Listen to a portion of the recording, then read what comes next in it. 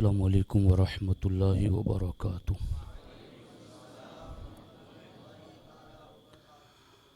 الحمد للہ رب العالمین والصلاة والسلام علی سید الانبیاء والمرسلین وعلی آلہ واصحابہ اجمعین، اما بعد فاعوذ باللہ من الشیطان الرجیم، بسم اللہ الرحمن الرحیم۔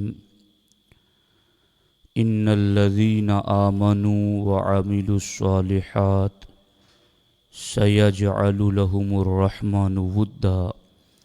صدق اللہ العلی العظیم وصدق رسولہ النبی الامین المختار الکریم الرؤوف الرحیم۔ لائق صد احترام حضرت مولانا محمد یوسف صاحب قبلہ، حضرت مولانا محمد توصیف صاحب قبلہ، حضرت مولانا محمد الطاف صاحب، ہمارے محبوب ثنا خاں عثمان غنی صاحب، جمیع حاضرین محفل، میرے اور آپ کے لیے خوش نصیبی کی بات ہے کہ اللہ جل مجدہ الکریم نے ہم سبوں کو محبت اہل بیت اطہار، بالخصوص حب مولا علی رضی اللہ تعالیٰ عنہ کی اس مجلس میں بیٹھنے کی سعادت مل رہی ہیں۔ اللہ تبارک و تعالی اصحاب و اہل بیت کے فیوز و برکات سے ہم سبوں کو مالا مال فرمائیں۔ آئیے ہم اور آپ مل کر آغاز گفتگو سے قبل حضور سید المرسلین، خاتم الانبیاء، شفیع المذنبین، رحمت للعالمین، خاتم المعصومین، راحت العاشقین، صلی اللہ تعالی علیہ وآلہ واصحابہ وبارک وسلم کی بارگاہ میں اپنی غلامی کا ثبوت دیں، اور جس طریقے سے میں پڑھاؤں اسی طریقے سے میرے ساتھ مل کر بارگاہ رسالت میں محبت کا نذرانہ پیش کریں۔ الصلاۃ والسلام علیک یا رسول اللہ، الصلاۃ والسلام علیک یا حبیب اللہ، الصلاۃ والسلام علیک یا نبی اللہ، وعلی آلک واصحابک یا نور اللہ، صلی اللہ تعالی علیہ وسلم۔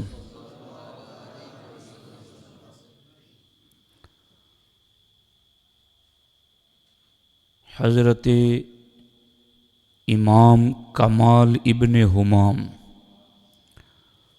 اپنی کتاب المسامرہ، جو کہ علم عقائد کی بہت بنیادی کتاب ہے، اور یہ بزرگ تیسری صدی ہجری کے بزرگ ہیں، انہوں نے اپنی کتاب میں لکھا ہے کہ ادلہ بمقام ادویہ۔ ادلہ معنی دلیلیں اور ادویہ معنی دوائیں۔ تو ماہر ڈاکٹر جو ہوتا ہے وہ دوائی دیتے وقت مریض کی پوری تشخیص کرتا ہے، اور پھر اس کے بعد دوائی تجویز کرتا ہے، دوائی لکھتا ہے۔ اگر اس کے جسم میں کوئی کمزوری ہے، بیماری ہے، اس کو دور کرنے کے لیے وہ دوائی لکھتا ہے، تو اس کے ساتھ ساتھ کچھ ٹیبلٹ ایسی بھی دیتا ہے کہ اگر اس کا کوئی غلط ریئیکشن ہونے والا ہو بدن میں تو وہ ٹیبلٹ اس ریئیکشن کو روک دے۔ یہ آپ اپنی دوائی لیتے وقت بھی ڈاکٹر کو اگر پوچھیں کہ یہ ٹیبلٹ کس کی ہے، یہ ٹیبلٹ کس چیز کی ہے، تو وہ یہ بات آپ کو بتائیں گے۔ تو علامہ کمال ابن ہمام فرماتے ہیں ادویہ کا جو معاملہ ہے وہی معاملہ ادلہ کا ہے۔ ادویہ یعنی دواؤں کا معاملہ جسم کو بچانے کے لیے جو درجہ رکھتا ہے وہی درجہ ایمان کو بچانے کے لیے ادلہ یعنی دلیلوں کا ہوتا ہے۔ تو جہاں ماہر ڈاکٹر کے پاس آپ جاتے ہیں، چونکہ جو لوکل ڈاکٹر آپ کے مطابق ہوں اس سے اگر آپ کو فرق نہیں پڑتا تو آپ اسپیشلسٹ کے پاس جاتے ہیں، اور اسپیشلسٹ کے پاس جاتے ہیں تو وہ بھی دوائی دینے سے پہلے آپ کو کئی رپورٹس نکلواتا ہے، اور جب رپورٹس کو چیک کرتا ہے دیکھتا ہے اس کے بعد وہ دوائی تجویز کرتا ہے، اور دوائی میں بھی ان چیزوں کا لحاظ رکھتا ہے کہ یہ اتنی ٹیبلٹس اس کی بیماری پر کام آنے والی ہیں اور یہ ٹیبلٹس اس کے غلط اثرات سے بچانے والی ہیں۔ جب ادویہ کا یہ معاملہ ہے جسم کو بچانے کے لیے تو علامہ ابن ہمام فرماتے ہیں ایمان اور عقیدہ بچانے کے لیے ادویہ کیا ہی مقام رکھتا ہے، ادلہ یعنی دلیلیں۔ تو جب جسم کو بچانے کے لیے ماہر ڈاکٹر یہ ساری رپورٹس نکالتا ہے اور اس کو دیکھتا ہے پھر جا کر کے دوا تجویز کرتا ہے، تو ایمان بچانے کے لیے ادلہ کا جب مقام وہی ہے تو پھر دلیل دینے والے کو بھی ان سارے حالات کی رپورٹس نکالنا ضروری ہیں، اور وہ اس کی جسمانی تکلیف کو دور کریں، وہ بیماری بھی دے، اور غلط اثرات جس کو ہم لوگ آڑ اثر کہتے ہیں، آڑ اثر سے بچانے والی دوائی بھی اس میں شامل کریں۔ تو آج کی گفتگو مجدد بنے اور دین زندہ کر دیا، آج بھی وہی دوائی دی جانے لگے اور لی جانے لگے تو انشاءاللہ آج بھی دین پھر سے زندہ ہو جائے۔ اب دیکھیے، یہ میری اپنی کتاب ہے جو میں نے 1 سال پہلے لکھی تھی، اور اس کا عنوان ہی یہی ہے، محبت علی سنیت کے لیے شرط ہے۔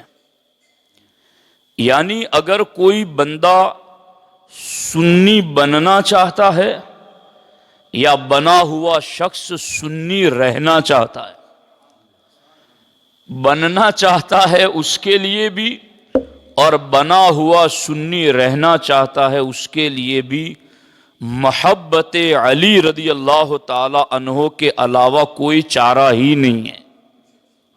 حضرت مولا مرتضیٰ سے اسے پیار کرنا ہوگا، اور اس سلسلے میں یہ کتاب ہے مجدد الف ثانی کی، نام سنا ہوگا آپ نے، الف ثانی کے مجدد یعنی 1000 سال کے مجدد، اور اکبر کے دین الہی کے خلاف جنہوں نے اسلام کا جھنڈا بلند کیا اور پورے غیر منقسم ہند کو انہوں نے اکبر کی گمراہیوں سے بچایا، وہ اسی کتاب کے ذریعہ بچایا۔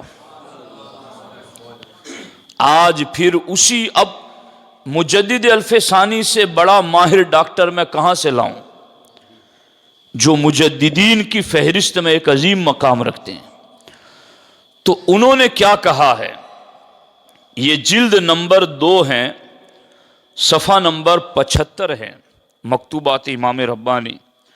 فرماتے پس محبت حضرت امیر شرط تسنن آمد، یہ ان کی فارسی میں لکھی ہوئی کتاب ہے، اصل اوریجنل، اور ان کی حیات میں چھپی تھی یہ کتاب۔ پس محبت حضرت امیر شرط تسنن آمد، اس کا ترجمہ یہ ہے کہ مولا علی سے پیار کرنا سنی ہونے کی شرط ہے۔ سنی ہونے کے لیے یہ چیز شرط ہے۔ وہاں کے ای محبت ندارت، اور وہ بندہ جو یہ محبت نہیں رکھتا، اہل سنت و جماعت از اہل سنت و جماعت خارج گشت، وہ اہل سنت و جماعت سے خارج ہو گیا، وہ خارجی نام یافت اور اس کا نام خارجی پڑ گیا۔ تو آپ دیکھ رہے ہیں کہ مولا علی سے پیار کرنا اہل سنت ہونے کے لیے شرط ہے، اور جو اس شرط پر پورا نہیں اترتا وہ بندہ سنی نہیں ہے۔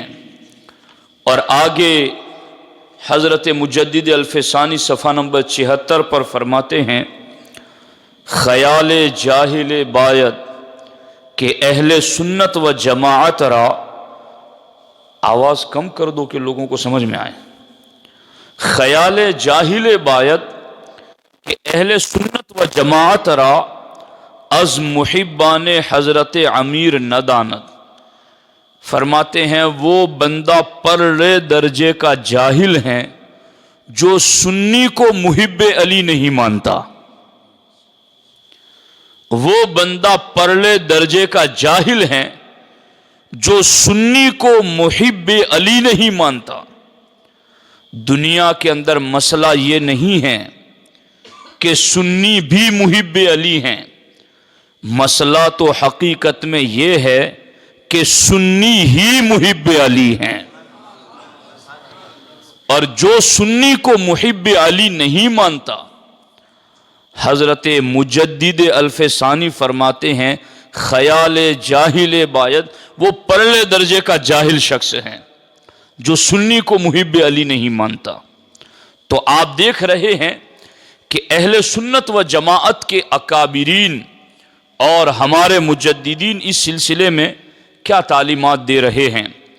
جب یہ بات طے ہو چکی ہے تو اب آپ دیکھیں کہ ہمارے آقا حضور سید المرسلین صلی اللہ علیہ وآلہ وسلم نے اس محبت کو کیسے سکھایا ہے، محبت علی کو۔ مرقات المفاتی یہ مشکات کی شرح ہے، اب یہ میں دوسرے مجدد کی بات کر رہا ہوں، اور وہ 10ویں صدی ہجری کے مجدد ہیں جن کا نام ہے امام علی قاری رضی اللہ تعالیٰ عنہ، اور یہ اپنے دور کے حرم کے مصلی کے امام گزرے ہیں۔ حضرت مجدد الفسانی کے کو چھوڑ کر یہ دوسرے مجدد ہیں، مجدد امام ملا علی قاری رحمۃ اللہ تعالیٰ علیہ۔ انہوں نے اپنی کتاب میں کیا لکھا، اللہ کے رسول علیہ السلام کی حدیثیں ذکر کی۔ سرکار نے فرمایا یا ایھا الناس، اے لوگو، اوصیکم بحب ذی قرابتی اخی وابن عمی علی بن ابی طالب، اے لوگو میں تمہیں اپنے قریبی اور اپنے چچا زاد علی بن ابی طالب سے محبت کرنے کی وصیت کرتا ہوں۔ اے لوگوں میں تمہیں حکم دیتا ہوں، میں تمہیں تاکید کرتا ہوں، میں تمہیں وصیت کرتا ہوں کہ تمہیں میرے قریبی، میرے چچا زاد علی بن ابی طالب سے محبت کرنی ہے۔ اور حضرت عبداللہ ابن عباس تو یہاں تک فرماتے ہیں کہ ہمارے آقا علیہ السلام نے مولا علی سے خطاب کرتے ہوئے ارشاد فرمایا انت سید فی الدنیا و سید فی الآخرہ، اے علی تو دنیا میں بھی سردار ہیں اور تو آخرت میں بھی سردار ہیں۔ من احبک فقد احبنی، اے علی جس نے تجھ سے پیار کیا حقیقت میں اس نے مجھ سے پیار کیا۔ وحبیبک حبیبی، اب یہ حب علی کے اجتماع میں بیٹھنے والوں ذرا اندازہ لگاؤ کہ ہمارا سلسلہ کہاں سے کہاں تک پہنچ رہا ہے۔ سرکار نے فرمایا اے علی جو تجھ سے محبت کرنے والا ہے وہ مجھ سے محبت کر رہا ہے۔ وَحَبِيبُكَ حبیبی، اے علی جو تیرا محبوب ہے وہ میرا بھی محبوب ہے۔ تو بندہ مولا علی سے پیار کرتا ہے تو بارگاہ رسالت سے اسے محبت کا انعام ملتا ہے۔ جو مولا علی کا محب بنتا ہے وہ بارگاہ رسالت کا محبوب بن جاتا ہے۔ اور میرے آقا حضور سید المرسلین صلی اللہ علیہ وسلم نے آگے فرمایا وَحَبِيبِي حبیب اللہ، جو میرا محبوب ہے وہ میرے خدا کا محبوب ہے۔ علی سے پیار کیا تو نبی تک پہنچا، اور نبی سے پیار کیا تو خدا تک پہنچا۔ من احبک فقد احبنی، جس نے اے علی تم سے پیار کیا اس نے مجھ سے پیار کیا۔ حبیبک حبیبی، اے علی جو تیرا محبوب ہے وہ میرا محبوب ہے۔ وحبیبی حبیب اللہ، اور جو تیرے واسطے سے میرا محبوب بنا وہ میرے خدا کا محبوب بن گیا۔ تو آج ہم اور آپ اس بات کی گواہی دے رہے ہیں، مسجد کے در و دیوار کو اس بات پر گواہ بنا رہے ہیں، اس حالت کو اور اس وقت کو گواہ بنا رہے ہیں اس بات پر کہ اے اللہ، ہم مولا علی سے پیار کرنے والے ہیں، ہمیں مولا علی سے محبت ہے، اور ہمیں اس بات پر پورا یقین ہے کہ چونکہ ہمیں مولا علی سے سچا پیار ہے تو پھر ضرور ہمیں بارگاہ رسالت سے بھی اس کا فیض ملے گا، اور پھر بارگاہ رسالت کے واسطے سے بارگاہ خداوندی سے بھی فیض ملے گا۔ تو دیکھو محبت، سرکار نے پہلے کیا کہا، میں تمہیں وصیت کرتا ہوں مولا علی سے پیار کرنے کی، اور دوسرے نمبر پر اس محبت کے فائدے بتائے کہ اس محبت میں قدم رکھو گے میرے بھی محبوب بنو گے، میرے رب کے بھی محبوب بنو گے۔ اور آگے تو میرے آقا علیہ السلام نے کیا کمال ارشاد فرمایا، اگر دنیا میں چیک کرنا چاہو کہ کون سعادت مند ہیں، کون نیک نصیبے والا ہے، کون نیک بخت فیروز بخت ہے، اگر اس کو تمہیں جاننا ہے تو ہمارے آقا نے اس کی ایک علامت اس حدیث پاک میں ذکر فرمائی، ان السعید، بے شک وہ شخص سعادت مند ہیں، بے شک وہ شخص خوش نصیب ہے، نیک نصیب ہے، نیک بخت ہے، خوش بخت ہے۔ کون؟ ابھی اس کا ذکر نہیں کیا، پھر بات آئی کل سعید، اور وہ پورے کا پورا خوش نصیب ہے، آدھا نہیں، ادھورا نہیں، کل سعید، کہ وہ پورے کا پورا سعادت مند، پورے کا پورا نیک بخت، پورے کا پورا نیک نصیبے والا۔ ابھی نام نہیں بتایا کہ کون، آگے پھر کہا حق السعید، حقیقی خوش نصیب وہی ہیں، حقیقی سعادت مند بھی وہی ہے۔ اب 3 مرتبہ اللہ کے رسول علیہ الصلاۃ والسلام نے سعادت مندی، نیک بختی، خوش نصیبی کو الگ الگ لفظوں سے ذکر کیا کہ بے شک یقیناً وہ خوش نصیب ہے، کل سعید پورے کا پورا خوش نصیب ہے، حق سعید سچا پکا خوش نصیب ہے۔ کون؟ من احب علی جن، جس نے مولا علی سے پیار کیا، جس نے مولا علی سے پیار کیا وہ خوش نصیب ہے، وہ پورا خوش نصیب ہے، وہ سچا خوش نصیب ہے۔ اور میرے آقا نے فرمایا کہ یہ جو مولا علی سے ان کی حیات ظاہری میں پیار کریں گے انہیں تو یہ انعام ملے گا ہی ملے گا کہ وہ پورا سعادت مند، سچا سعادت مند، وہ یقینی سعادت مند. لیکن میرے آقا نے فرمایا فی حیاتہ و بعد موتہ، جو مولا علی سے ان کی حیات میں پیار کریں وہ بھی سعادت مند، پورا سعادت مند، سچا سعادت مند. و بعد موتہ، اور جو مولا علی سے ان کے وصال کے بعد پیار کریں وہ بھی پورا اور سچا سعادت مند ہیں. تو بعد موتہ کو دیکھو اور اپنے سنی اجتماع کو دیکھو کہ بعد موتہ، کہ ان کے وصال کے بعد بھی جو ان سے پیار کرے گا سعادت سے وہ بھی محروم نہیں رہے گا. اسے بھی اللہ کے رسول علیہ السلام نے سعادت مندی، مکمل خوش نصیبی اور سچی خوش نصیبی کی سند خود اپنی حیات ظاہری ہی میں عطا فرما دی ہیں. تو اے خوش نصیبو، اے سعادت مندو، اے نیک نصیبو، یہی تو تمہارے اور ہمارے نیک نصیبے ہونے کی کتنی بڑی علامت ہے کہ ہمیں مولا علی سے پیار ہے. یہ بندے کے نیک نصیب ہونے کی علامت. اب دیکھو، دراصل اللہ کے رسول علیہ السلام نے، میں نے اس سے جو دلیلیں لکھی ہیں اخذ کرتے ہوئے، کہ حضور نے اگر صرف اتنا ہی کہہ دیا ہوتا کہ مولا علی سے پیار کرنے والا سعادت مند ہے تو بھی ہمارے لیے بڑی سند تھی، مگر سرکار نے فرمایا کل سعید، وہ پورے کا پورا سعادت مند ہے. اور یہ بھی کہا ہوتا تو ہمارے لیے بڑی سند تھی، مگر سرکار نے فرمایا حق سعید، حقیقی خوش نصیب وہی ہے.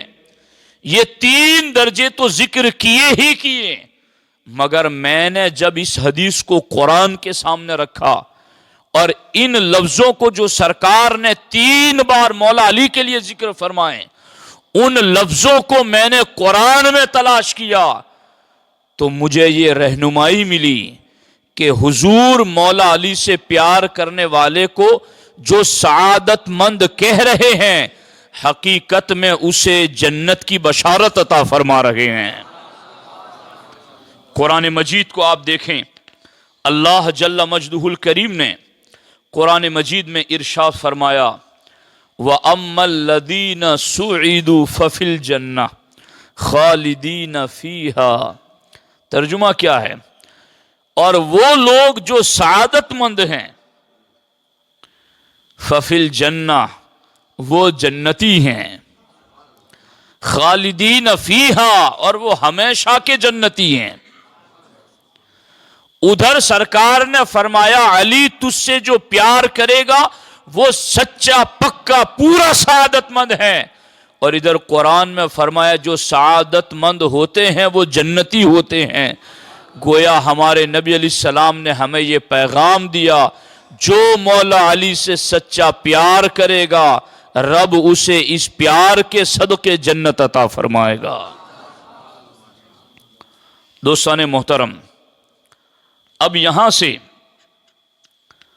ہمیں مولا علی رضی اللہ تعالی عنہ کی پیار کا حکم دیا گیا، اور اب میں جو حدیثیں آپ کے سامنے پیش کروں گا آپ کا ایمان اور تازہ ہوگا. ہمارے آقا علیہ السلام نے فرمایا، مولا علی سے روایت ہیں، فرماتے ہیں والذی فلق الحبۃ وبرأ النسمۃ. مولا علی نے فرمایا اس رب کی قسم جس نے دانہ چیر کر جان پیدا کی، وبرأ النسمۃ، اور جس نے روحوں کو پیدا کیا. قسم اٹھائی اور پھر فرمایا انہ لعاہد النبی الامی صلی اللہ علیہ وسلم الیہ. مولا علی کہتے ہیں مجھ سے اللہ کے رسول علیہ السلام نے ایک وعدہ لیا ہے. وہ کیا وعدہ ہے؟ مولا علی فرماتے حضور نے مجھ سے یہ وعدہ لیا ہے اللہ یحبنی الا مؤمن، علی تجھ سے مومن ہی پیار کرے گا. یہ وعدہ لیا ہے. سرکار فرماتے ہیں، مولا علی فرماتے ہیں کہ اللہ کے رسول علیہ السلام نے مجھ سے وعدہ لیا ہے، علی تجھ سے مومن ہی پیار کرے گا، تجھ سے پیار کرنے کے لیے ایمان چاہیے، ایمان والا ہی تم سے پیار کرے گا۔ اب میں جب اس حدیث کو پڑھنے کے بعد پھر کتابوں کو کھنگالتا رہا تو میں نے زاد الاحباب، یہ ایک کتاب ہے جو 11ویں صدی ہجری کے بزرگ ہیں اور گجرات کے بزرگ عالم دین ہیں، اور وہ احمد آباد کی سرزمین پر رہنے والے، اور شاہ وجیہ الدین علوی گجراتی کے خاندان سے تعلق رکھنے والے ہیں۔ جب ان کی کتاب میں نے پڑھی تو میں نے دیکھا کہ یہ مولا علی سے محبت کا وعدہ صرف انسانوں سے نہیں لیا گیا، یہ ہر مخلوق سے لیا گیا ہے، کہ انسان اور جاندار تو جدا ہیں، پھلوں سے بھی حب علی کا وعدہ لیا گیا ہے کہ تمہیں بھی مولا علی سے پیار کرنا ہے۔ اور باضابطہ اس کو دیکھیں، حضرت انس سے روایت، مولا علی نے ایک مرتبہ حضرت بلال کو تربوز خریدنے کے لیے بھیجا، جب وہ خرید کر لائے 1 درہم میں، اسے کاٹا تو وہ کڑوا نکلا۔ حضرت مولا مرتضی رضی اللہ تعالی عنہ نے ارشاد فرمایا، بلال یہ تربوز اس کے مالک کو واپس کراؤ اور اپنا درہم واپس لے لو، بے شک اللہ کے رسول علیہ السلام نے مجھ سے وعدہ لیا ہے کہ یقیناً اللہ تعالی تمام انسانوں، درختوں اور کھجوروں سے تمہاری محبت پر اللہ نے وعدہ لیا ہے، تو جس نے تمہاری محبت پر ہاں کر دی وہ پھل میٹھا اور عمدہ ہو گیا، اور جس نے تمہاری محبت سے منہ پھیر لیا وہ خبیث اور کڑوا ہو گیا۔ مولا علی فرماتے، بلال یہ تربوز واپس لے جاؤ، میں سمجھتا ہوں کہ یہ تربوز انہی میں سے ہے جس نے میری محبت پر ہاں میں جواب نہیں دیا تھا۔ اب غور کرو، اس کو ذرا اس انداز سے بھی سمجھنے کی کوشش کرو کہ حب علی کا وعدہ انسانوں کے ساتھ پھلوں سے بھی لیا گیا کہ تمہیں بھی اللہ کی بارگاہ میں پسندیدہ ہونا ہے تو حب علی کا وعدہ کرو، اور جہاں اس محبت کو اتنا اہم رکھا گیا کہ انسانوں تو انسان پھلوں سے بھی لیا گیا، ایمان والوں سے تو ایمان والوں سے پھلوں سے بھی لیا گیا، کیا وہاں یہ بات بھی سمجھ میں نہیں آتی کہ حب علی جہاں آ جاتی ہے وہاں کڑواہٹ رہتی نہیں ہے، حب علی جہاں جلوگر ہوتی ہے وہاں مٹھاس آ جاتی ہے، حلاوت آ جاتی ہے۔ اب جنہیں ایمان کی حلاوت اور ایمان کی مٹھاس نہیں ملتی وہ حب علی والے وعدے پر پھر سے غور کریں کہ کہیں اس وعدے میں کوئی کمی تو نہیں ہے، اس وعدے کو پورا کرنے میں، اس وعدے کی ادائیگی میں کہیں مجھ سے کوئی کوتاہی تو نہیں رہتی، اس لیے کہ حب علی پر سرکار کی بشارت ہے کہ حب علی جہاں آتی ہے وہاں مٹھاس آ جاتی ہے۔ تو آپ دیکھو کہ یہ ہے حب علی رضی اللہ تعالی عنہ کا معاملہ، کہ اس کی وجہ سے درختوں میں بھی جان پیدا ہو گئی، اور اس کی وجہ سے یہ معاملہ یہاں تک پہنچا۔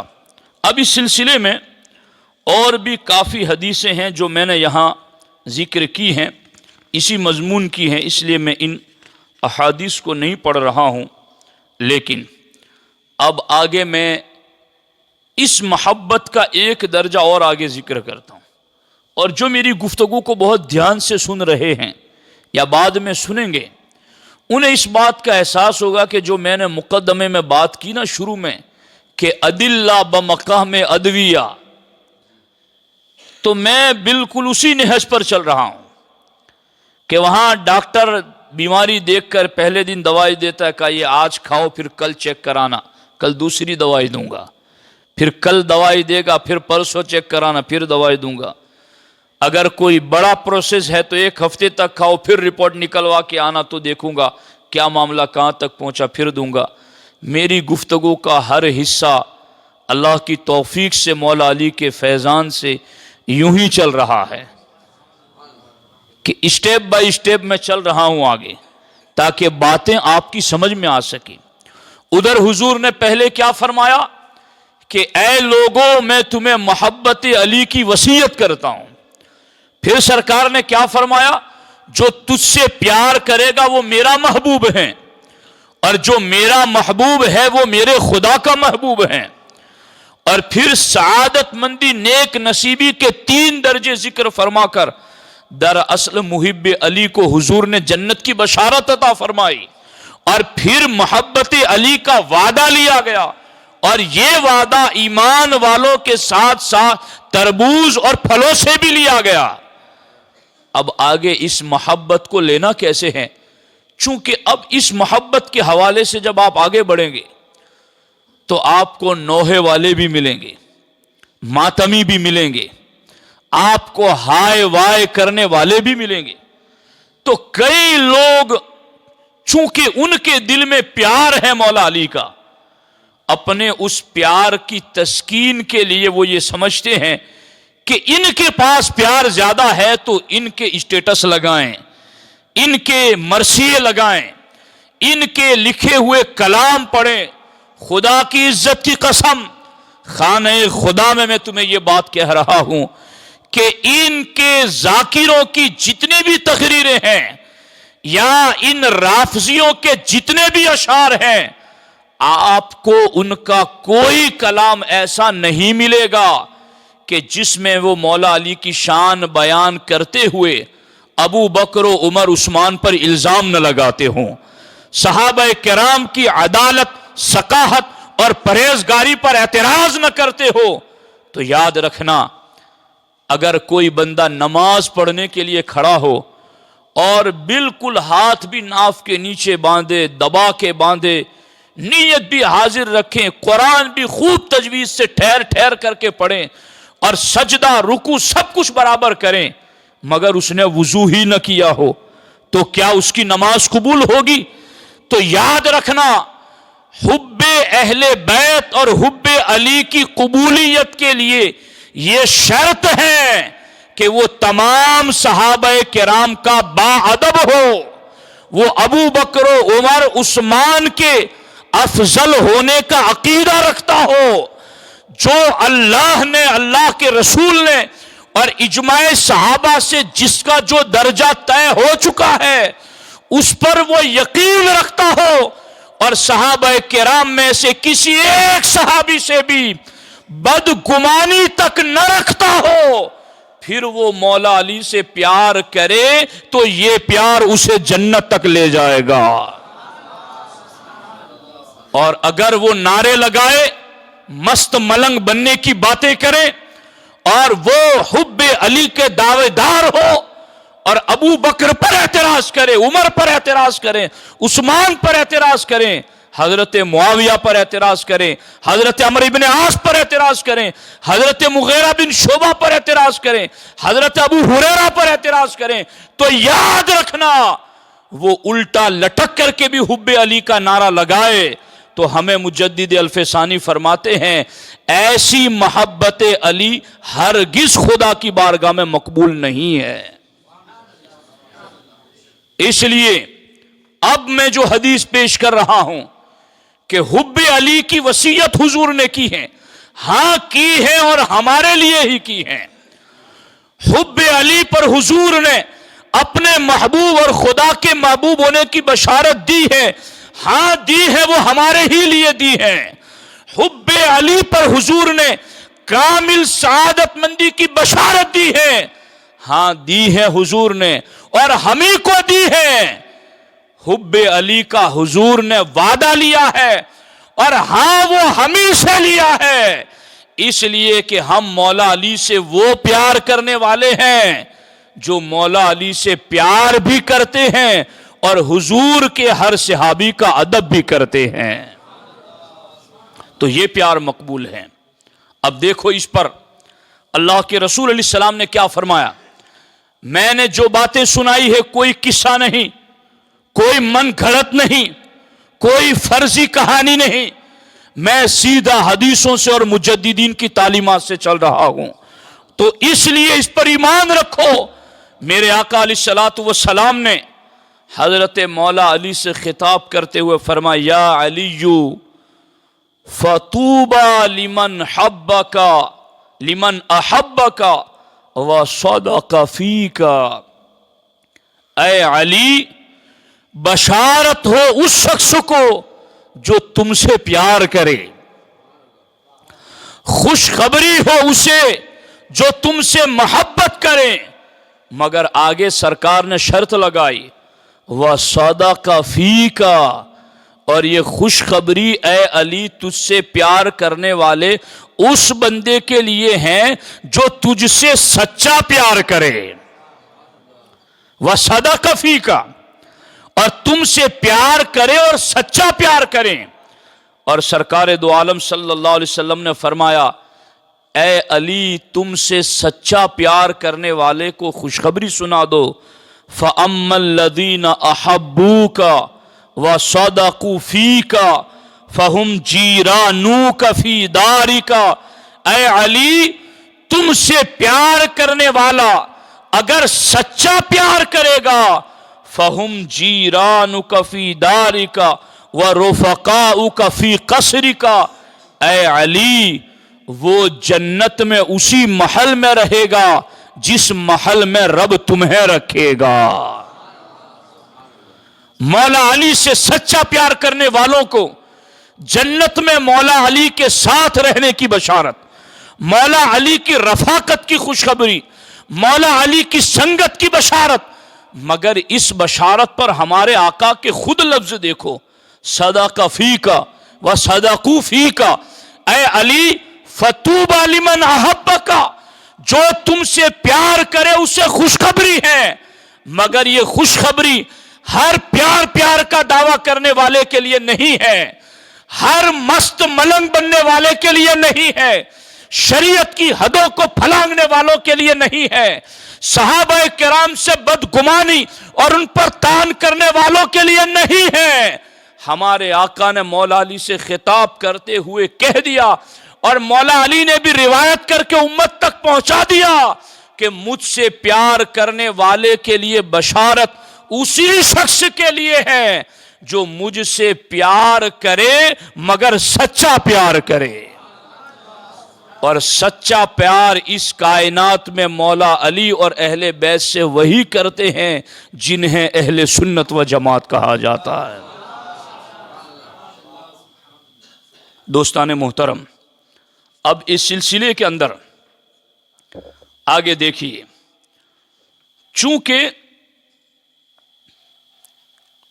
حب اہل بیت اور حب مولا علی رضی اللہ تعالی عنہ یہ کس قدر زیادہ ضروری ہیں اور اس پر کس قدر زیادہ اجر و ثواب کی بشارتیں ہیں، اس پر میں آپ کو پہلے مجدد الف ثانی کی ایک روایت سناؤں کہ حضرت مجدد الف ثانی رضی اللہ تعالی عنہ کتنے بڑے محب اہل بیت، اور آپ کے والد محترم کتنے بڑے محب اہل بیت، اور اس محبت کا فائدہ اصل میں ہمارے کئی لوگوں کو کسی سے تعلق کا دنیا ہی میں فائدہ چاہیے، تو یاد رکھو یقیناً اس محبت کے فائدے دنیا میں ہوتے ہیں، مگر حقیقی ہماری نظر کسی بھی دیندار سے محبت ہو تو اس محبت کا فائدہ ہمیں آخرت ہی میں لینا ہے، اسی طرف ہماری توجہ ہونی چاہیے۔ اب دیکھو حضرت امام ربانی مجدد الف ثانی ارشاد فرماتے ہیں، یہ مکتوبات امام ربانی کی دوسری جلد ہیں، اور دوسری جلد کا صفحہ نمبر 76 ہیں، اس میں حضرت مجدد الف ثانی رضی اللہ تعالی عنہ اپنے والد محترم کے حوالے سے ایک واقعہ بیان کر رہے ہیں۔ فرماتے ہیں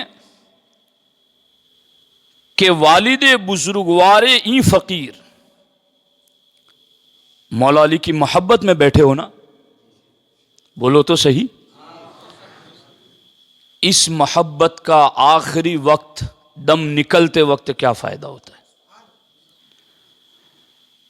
سانس اکھڑ رہی ہو، نزع سکرات میں بندہ ہو، بیٹے بچیاں بیوی سب قریب بیٹھے ہیں، دیکھ سکتے ہیں اور کچھ کر نہیں سکتے، مگر حب علی وہاں کیا فائدہ کرتی ہیں، اور محبت علی کے اثرات وہاں کتنے مرتب ہوتے ہیں۔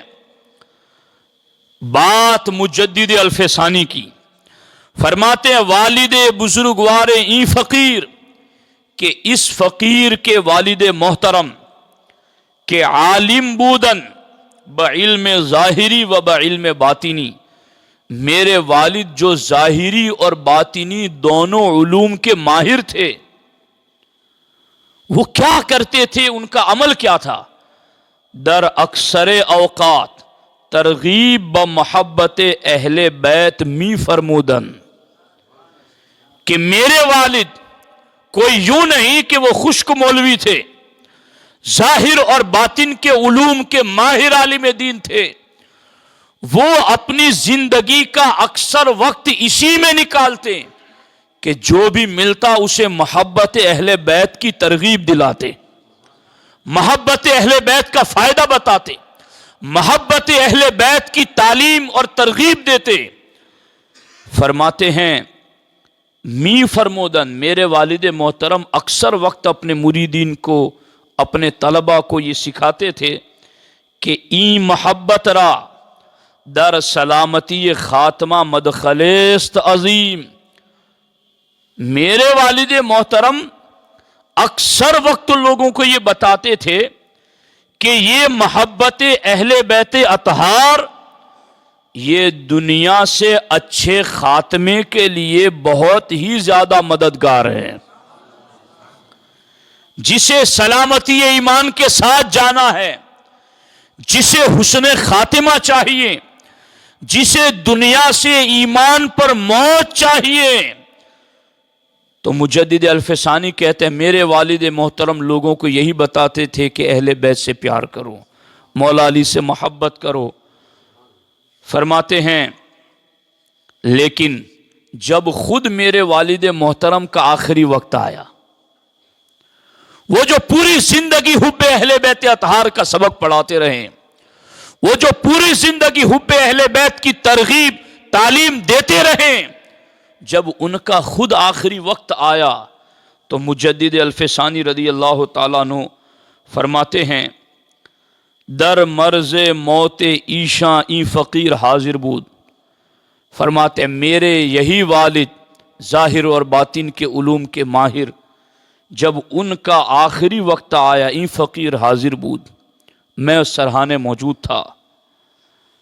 چوں معاملہ ایشاں بآخر رسید، جب ان کا معاملہ بالکل آخری دم پر پہنچا، وہ شعور بئی عالم کم ماند، اور وہ آخری گھڑی پہنچی کہ اب دنیا سے ان کا دھیان ہٹنے لگا، دنیا سے ان کا خیال ختم ہونے لگا۔ جب اس گھڑی میں وہ پہنچے، فقیر درا وقت سخن ایشاں را بیاد ایشاں داد۔ مجدد الفسانی کہتے ہیں اس فقیر نے انہی کی بات محبت اہل بیت جو حسن خاتمہ میں کام آتی ہے ان کو اس گھڑی میں یاد دلائی، اور میں نے پوچھا ازاں محبت استفسار نمود درا بے خودی فرمودن، غر کے محبت اہل بیتم شکر خدا۔ فرماتے ہیں میں نے اس گھڑی میں آخری لمحے پر میں نے اپنے والد محترم سے پوچھا ابا حضور آپ تو پوری زندگی لوگوں کو یہ سکھاتے رہے کہ جسے حسن خاتمہ چاہیے وہ اہل بیت سے پیار کرے، جس نے سلامتی ایمان چاہیے وہ اہل بیت سے پیار کرے۔ اے میرے والد محترم اب آپ کی آخری گھڑی آ چکی ہے، آپ بتائیں کہ اس وقت آپ کی حالت کیا ہے؟ چونکہ آپ تو لوگوں کو سکھاتے تھے تو آپ کو تو خود اہل بیت سے محبت تھی ہی تھی، تو اب اس محبت کا فائدہ آپ کو اس گھڑی میں ملا یا نہیں ملا؟ تو مجدد الفسانی کہتے ہیں میرے والد محترم نے دراں بے خودی فرمود، اس بے خودی کے عالم میں بھی آنکھیں کھول دی، اور آنکھیں کھول کر ارشاد فرمایا غر کے محبت اہل بیتم شکر خدا، خدا کا شکر ہے کہ اس گھڑی میں بھی میں محبت اہل بیت میں ڈوبا ہوا ہوں، اس گھڑی میں بھی میں محبت اہل بیت میں ڈوبا ہوں۔ آپ اندازہ لگائیں، اور جب اس محبت میں وہ ڈوبے ہوئے ہیں تو پھر آپ اندازہ لگائیں کہ یہ سلامتی ایمان اور حسن خاتمہ کی دلیل ہے۔ تو یقیناً یہ جو تعلیمات انہوں نے دی ہیں یہ خود محب اہل بیت، مگر رافضیوں والی محبت نہیں، شیعوں والی محبت نہیں، صدق فیک و صدق فیک والی سچی محبت، جو محبت اہل سنت کا شعار ہے، جو محبت نجات کا ذریعہ ہے، جو محبت سعادت دنیاوی و اخروی کا سبب ہے، جو محبت دخول جنت کا ذریعہ ہے، جو محبت محبوب خدا و محبوب مصطفیٰ ہونے کا سبب ہے، وہ محبت ان بزرگوں کے پاس بھی تھی اور ان کے وسیلے سے ہم گنہگاروں کو بھی نصیب ہوئی ہے۔ اب دیکھو آج بھی چونکہ رافضیوں کی کوئی لگام نہیں، وہ جو چاہیں بولتے، وہ حب اور محبت کا نام لے کر جو چاہیں بکے، مگر ہماری آنکھوں پر، زبان پر، منہ میں، پاؤں میں ہر جگہ شریعت کی لگام اور بیڑی پڑی ہوئی ہے۔ ہم قرآن و سنت کو چھوڑ نہیں سکتے، ہم اپنے 1400 سالہ مجددین کو چھوڑ نہیں سکتے، کیونکہ وہ جن عقیدوں پر رہ کر جنت میں گئے، ہم ان عقیدوں پر عمل کر کے ہی جنت میں جا سکتے ہیں۔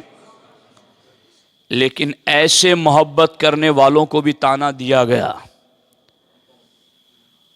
کہ یہ ابو بکر کو افضل مانتے ہیں، یہ عمر کو افضل مانتے ہیں، یہ عثمان کو افضل مانتے ہیں، انہوں نے ابو بکر کی پہلی، عمر کی دوسری، عثمان کی تیسری خلافت کو مانا اور برحق مانا، تو انہیں اہل بیت سے محبت نہیں تھی۔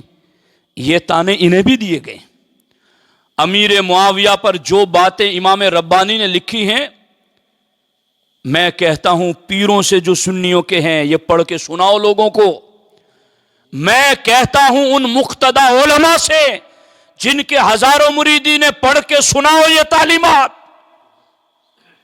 چونکہ میں اور آج کے بزرگ کوئی بھی ہو، یہ تو الفسانی کے مجدد ہیں، اور جب ہم نماز میں پڑھتے ہیں اے اللہ ہمیں راستہ ان کا چلا جن پر تیرا انعام ہوا، مغضوب کا راستہ نہ چلا، ضالین کا راستہ نہ چلا، تو یہ مغضوب یہود ہیں اور ضالین یہ نصارہ ہیں۔ ایک مرتبہ محمود اشرف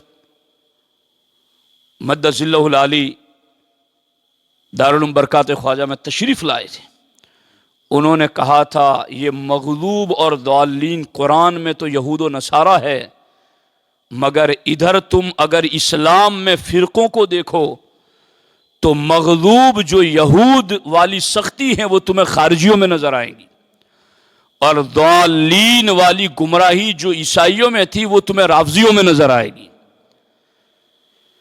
چونکہ عیسائی بھی بہکے تو پیار میں بہکے، انہوں نے عیسیٰ کو بیٹا مانا خدا کا تو پیار میں مانا، تو کیا پیار میں اللہ کا بیٹا ماننا قبول کر لیا گیا؟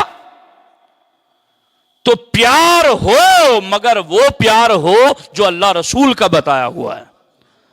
اپنا خود ساختہ پیار ہم بنا کر شریعت پر مسلط کریں اس کو تو اللہ کی بارگاہ میں قبول نہیں ہوتا ہے۔ اب دیکھو یہ طعنہ ایسے محب اہل بیت مجدد الفسانی کو دیا گیا۔ میں فارسی عبارتیں خود پڑھتا ہوں، ترجمہ جس کو کرنا ہو وہ کر لیں، جس سے کرانا ہو بھی کر لیں۔ کیا کہا؟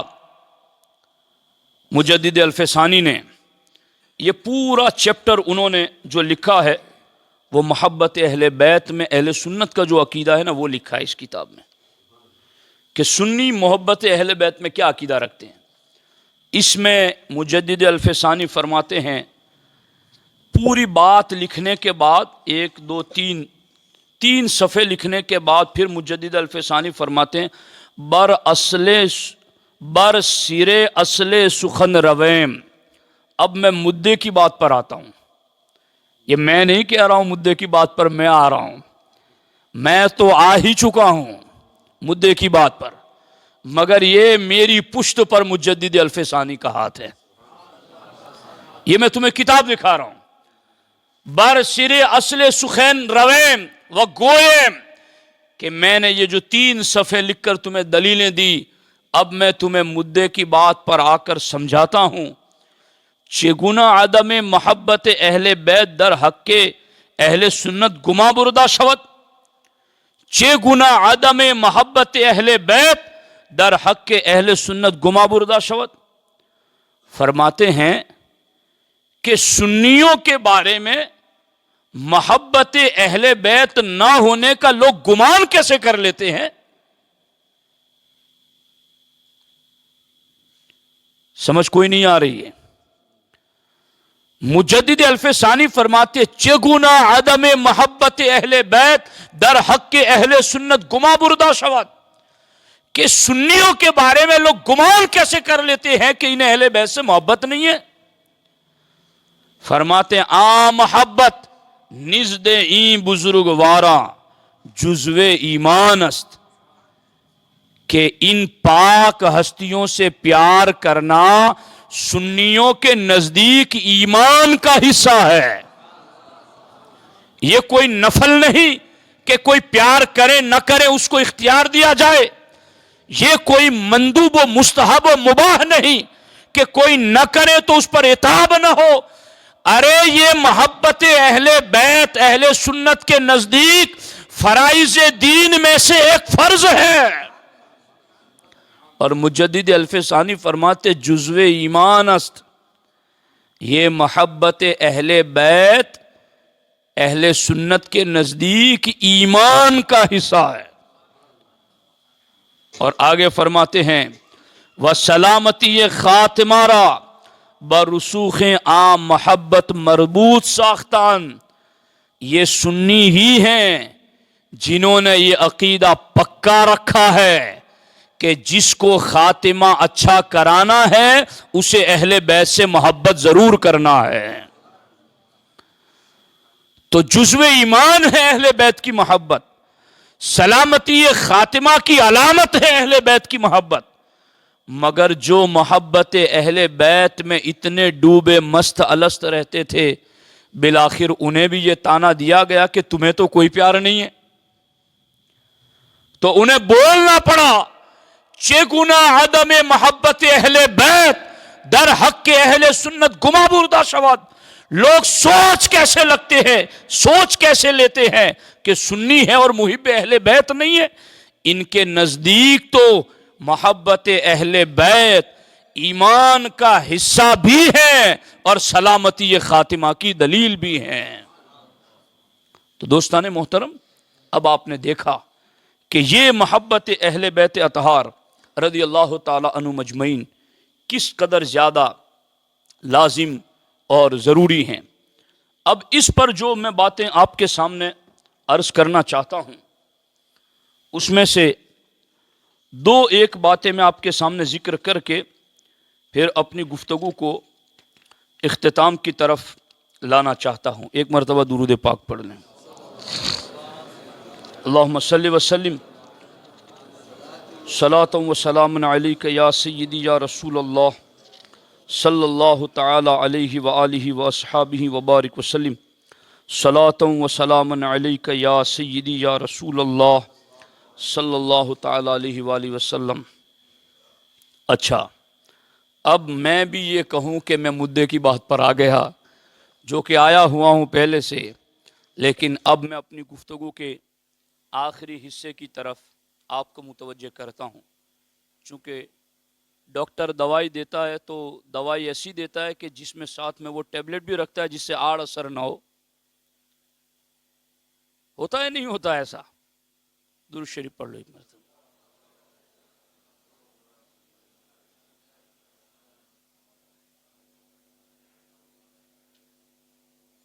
اللہم صلی وسلم وبارک علی سیدنا و مولانا محمد و آلہ و صحبہ وبارک وسلم صلی اللہ تعالی علیہ وآلہ و اصحابہ وبارک وسلم.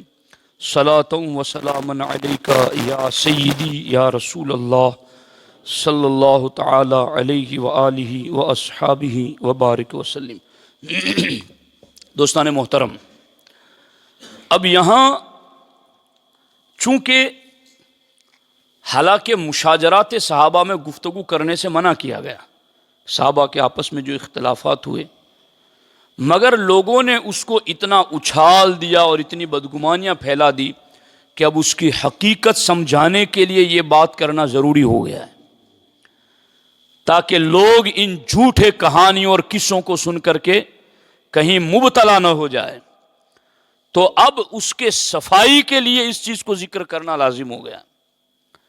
میں نے آپ کو بتایا کہ محبت اہل بیت، محبت مولا مرتضیٰ کس قدر زیادہ ضروری ہیں اور اس کے کتنے ثمرات، فوائد اور اس کی خوبیاں ہیں، برکتیں ہیں دنیا اور آخرت میں.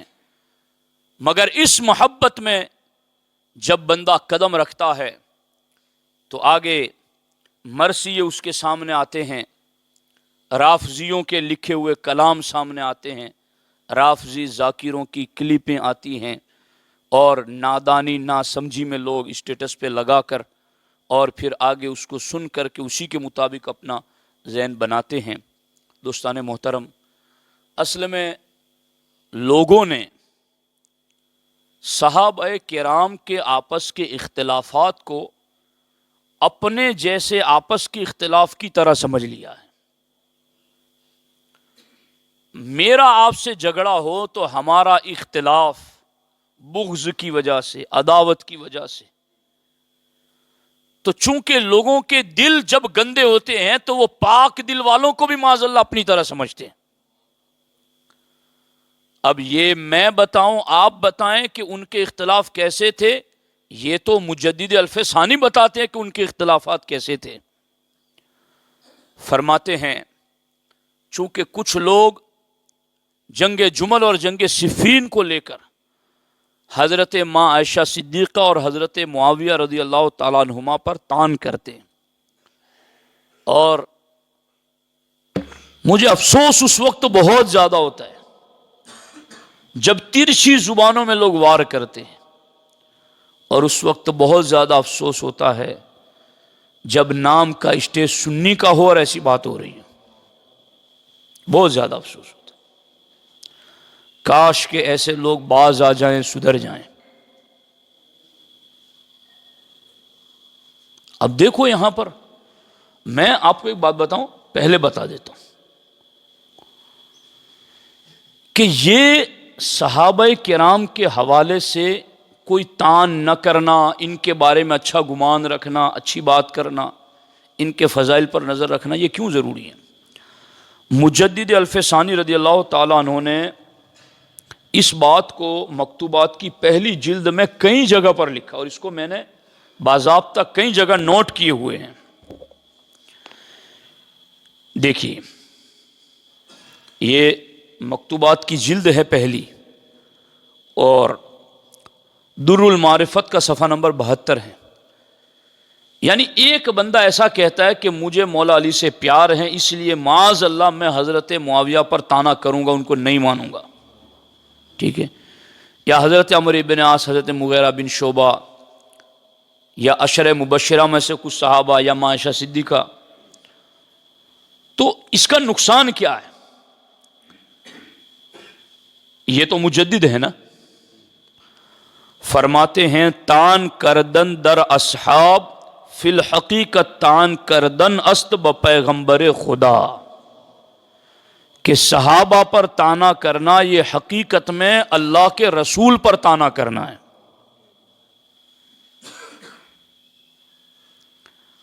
اور آگے مجدد الفسانی فرماتے شرائع کہ از راہ قرآن و احادیث بما رسیدہ است بتوسط نقل ایشا است. فرماتے شریعت جو قرآن و سنت کی راہ سے ہم تک پہنچی ہیں، یہ شریعت ہم تک کیسے پہنچی ہیں؟ فرماتے ہیں بتوسط نقل ایشا است، وہ صحابہ کرام کے ذریعے ہی سے ہم تک پہنچے. ہرگاہ، میں ٹھہر ٹھہر کے اس لیے بولتا ہوں کہ مجھے آپ کو یاد کروانا ہے، سپاٹے دار اور زناٹے دار گفتگو کروں گا تو آپ کو کیا یاد رہے. تو یہ یاد رکھو. فرماتے ہر گاہ ایشاں متون باشن نقل ایشاں نیز متعون خواہد بود. فرماتے ہیں اگر اس جماعت صحابہ پر تانا ہو جائے گا تو پھر انہوں نے جتنا پہنچایا ہے ہم تک وہ سب بے اعتبار ہو جائے گا. سمجھ آ رہی ہے کہ نہیں آ رہی؟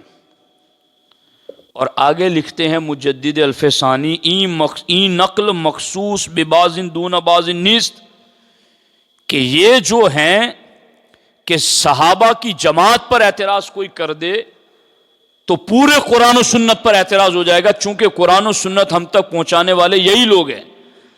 فرماتے یہ بات کسی ایک صحابی کے لیے نہیں ہے، یعنی پوری جماعت کے لیے نہیں کہ پوری جماعت، بلکہ فرماتے ہر ایک کے لیے یہ بات ہے کہ کسی ایک پر بھی کوئی تانا کرے گا تو پوری جماعت پر تانا ہو جائے گا. چونکہ حضرت امیر معاویہ پر اگر تانا کیا جائے تو اس دور میں ہزاروں صحابہ زندہ تھے. ہمارے یہاں امام مصلی پر 40 سال کی امامت میں 1 سال بس اتنا کر لے کہ سورہ فاتحہ بعد میں پڑھ لے اور بعد والی قرات پہلے پڑھ لے، چلنے دیں گے؟ بولو تو صحیح. تو غلط ہوتا تو پاک باز صحابہ چلنے دیتے، امام حسن خلافت سونپ دیتے.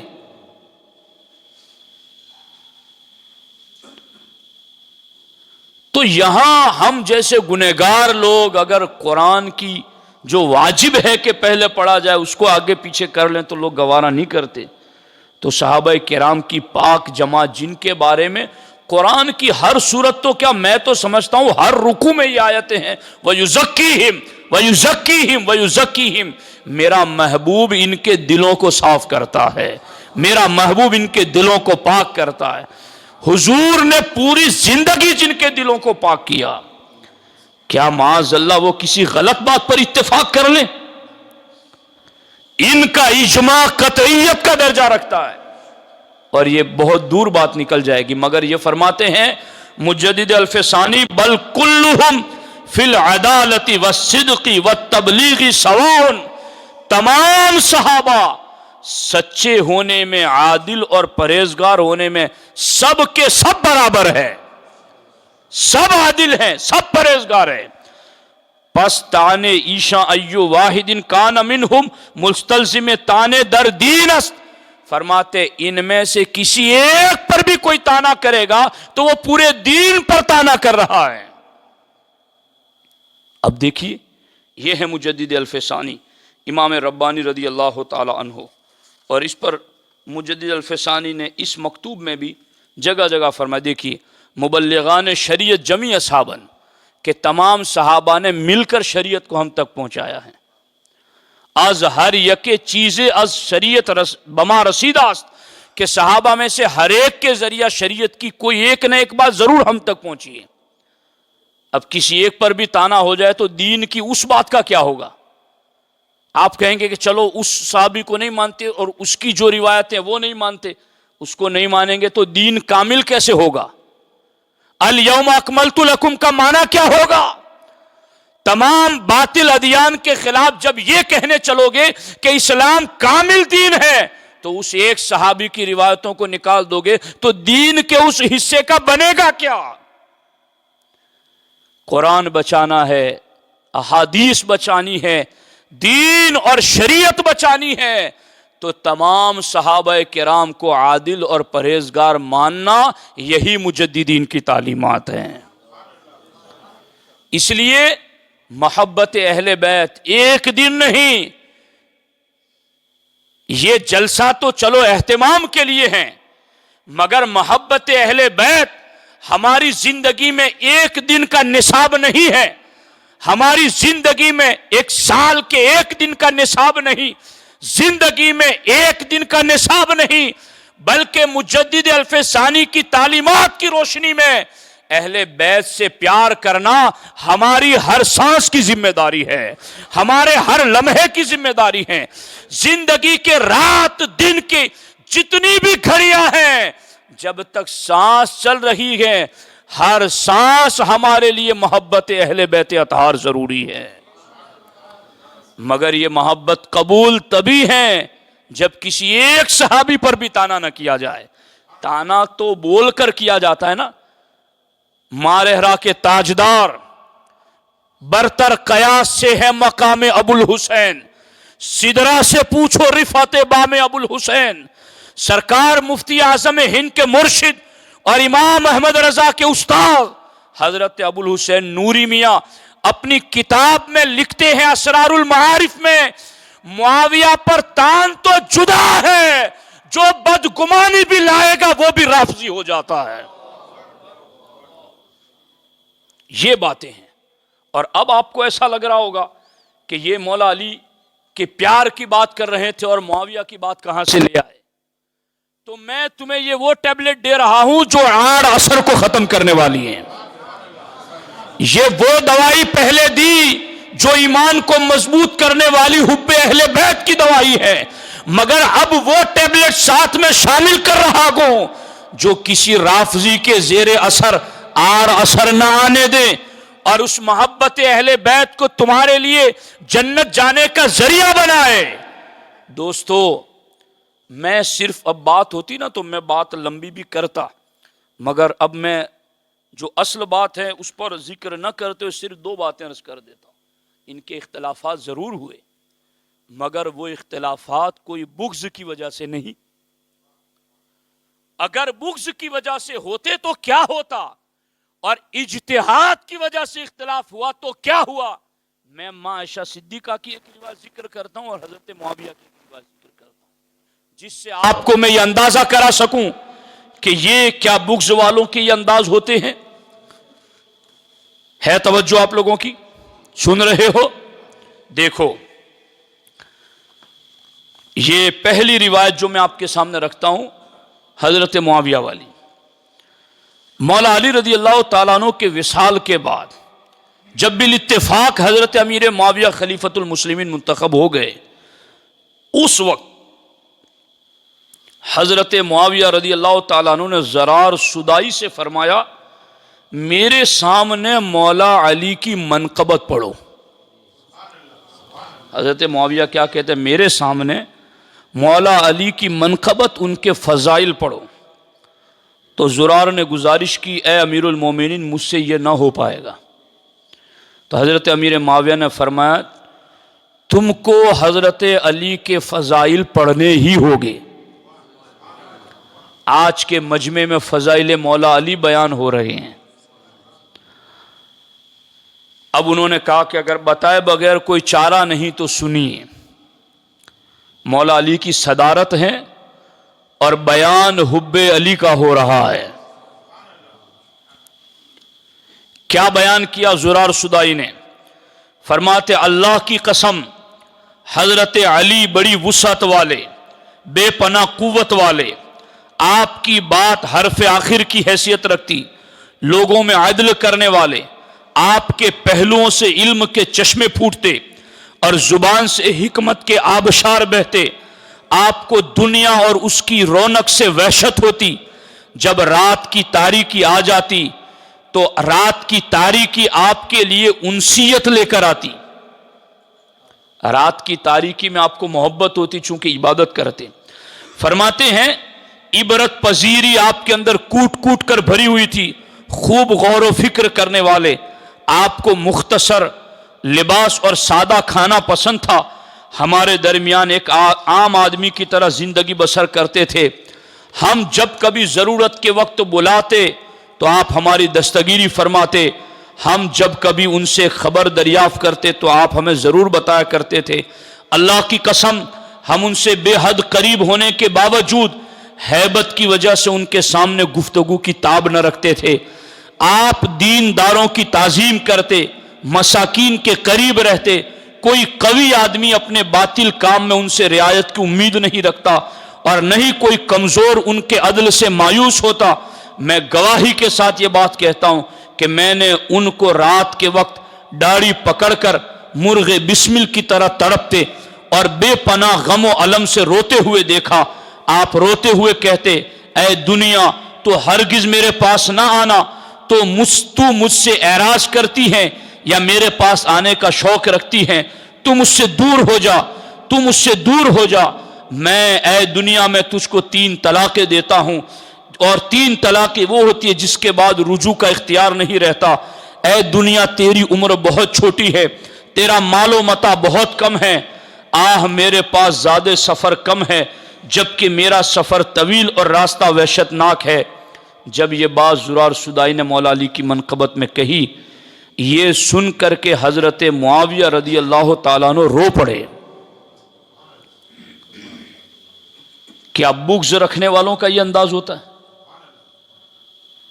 وہ تو کسی اور کے سامنے بھی اپنے دشمن کی برائی نہیں سنتا جس کو بغض ہوتا ہے. ہمارے آپس میں کسی سے دشمنی ہو جائے تو اس کی خوبی میں بھی عیب نظر آتا ہے. یہاں ان کا اختلاف کوئی بغض کی وجہ سے نہیں تھا, ان کا اختلاف اجتہاد کی وجہ سے تھا. یہ فضائل مولا علی کے خود بیان کروائے اور بیان کرتے ہوئے جب سنے تو رو پڑے, اور رونے کے بعد کہا واللہ, اللہ ابو الحسن پر رحم فرمائے, واللہ جیسے تم نے کہا علی ایسے ہی تھے. یہ بات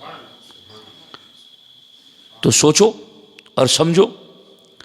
اب دوسری بات میں عائشہ صدیقہ والی کرتا ہوں, سنیں گے. یہ بات حضرت معاذہ غفاریہ رضی اللہ تعالیٰ عنہ نے بیان کی, اور یہ بھی زاد الاحباب میں یہ روایت ہے جو احمد آباد کے بزرگ عالم دین نے کتاب لکھی ہے.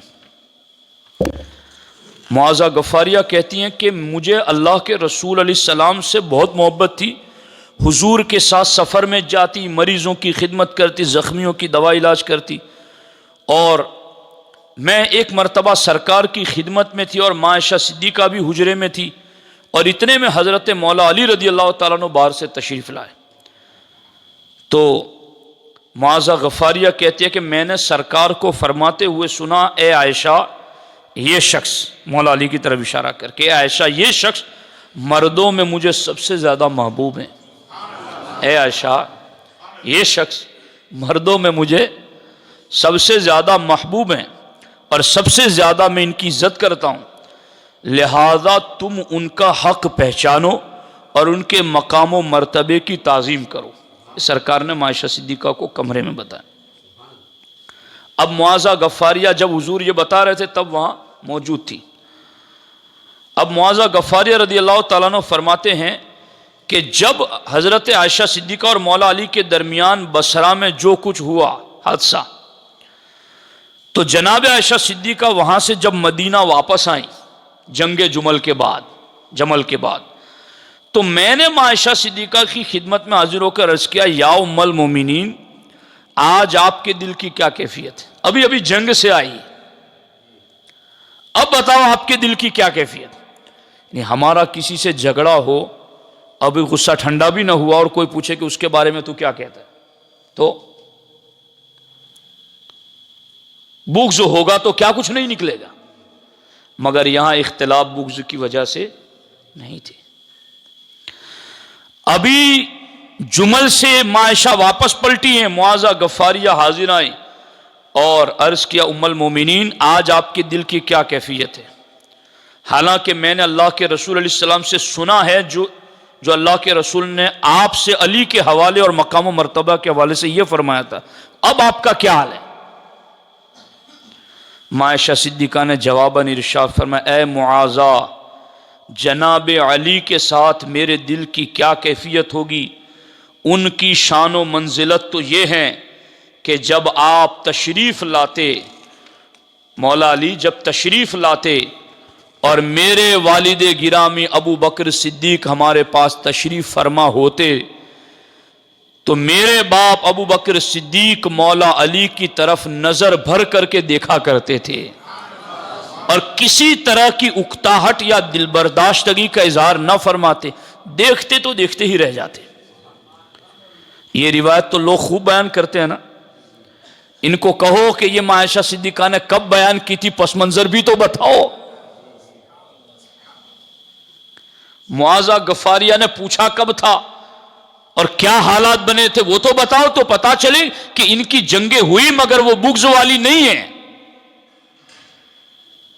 دیکھو یہاں پر کہا جب مولا علی ہمارے یہاں تشریف لاتے اور میرے والد محترم بیٹھے ہوتے تو نظر بھر کر مولا علی کو ہی دیکھتے رہتے، ذرہ برابر اکتاتے نہیں تھے۔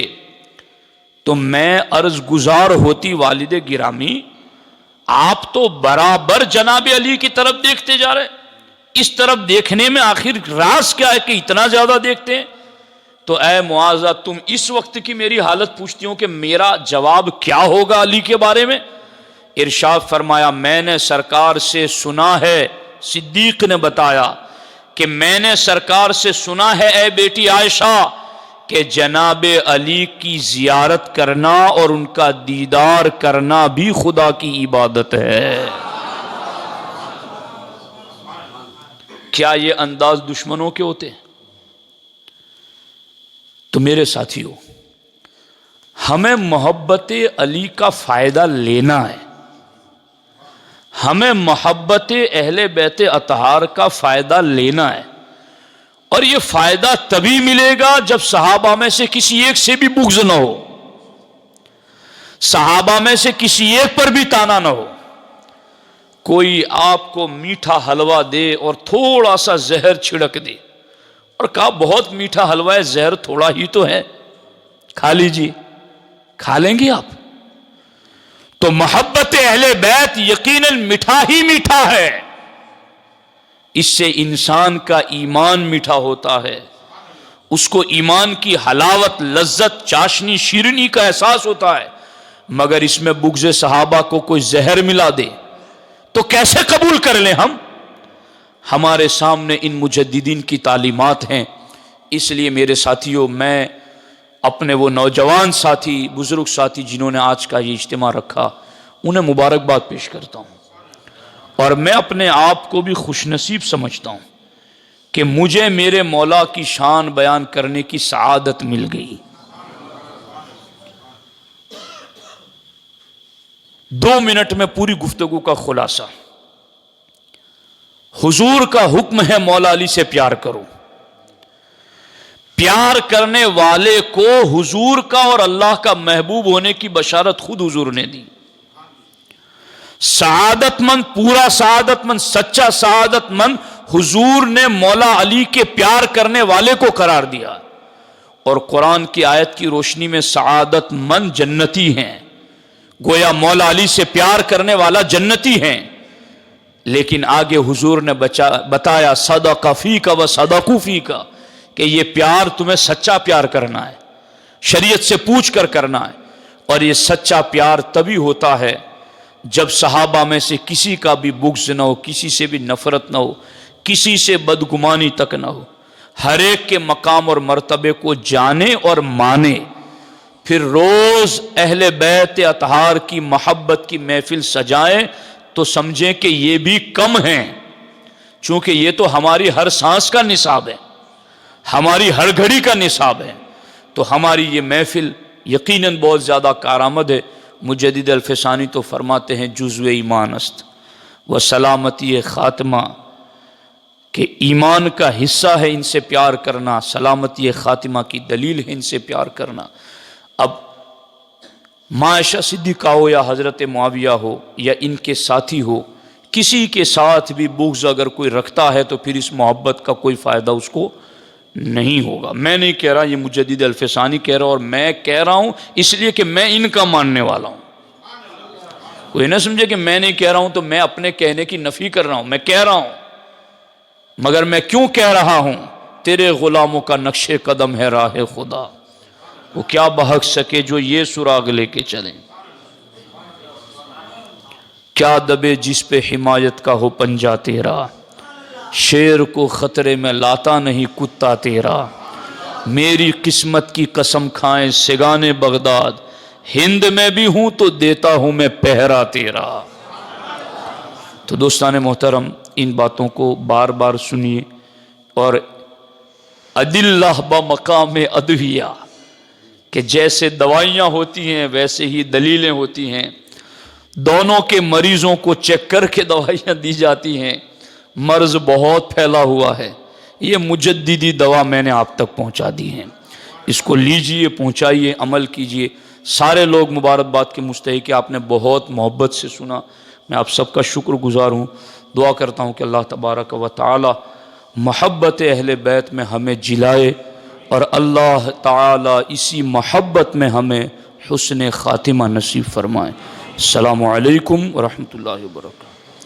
یہ کیلنڈر ہے، سنی دعوت اسلامی مرکز کی جانب سے شائع ہوا ہے، اور اس کے ہر فرنٹ پیج پر ایک ایک حدیث لکھی ہوئی ہیں۔ ہر مہینہ اگر ہم ایک ایک حدیث پر بھی عمل کرنے کی پریکٹس کریں گے تو ہماری سماجی معاشرتی بہت ساری برائیاں ختم ہو سکتی ہیں۔ آپ اس کو خریدیں اور اپنے گھروں کی زینت بنائیں۔ اللہ تبارک و تعالی ہمیں علم دین کا ذوق سلیم عطا فرمائیں۔ السلام علیکم ورحمۃ اللہ وبرکاتہ۔ صلاۃ والسلام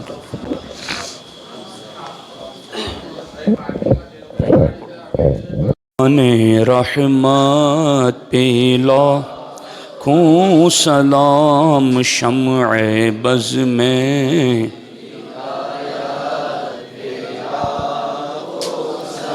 آب تطہیر سے جس میں پودے جامے، اس ریاض نجابت پہ لاکھوں سلام، خون خیر الرسل سے ہے جن کا خمیر، ان کی بے لوث طینت پہ لاکھوں سلام، پارہائے صحف غنچہائے قدس، اہل بیت نبوت پہ لاکھوں سلام، مصطفیٰ جان رحمت پہ لاکھوں سلام، شمع بز میں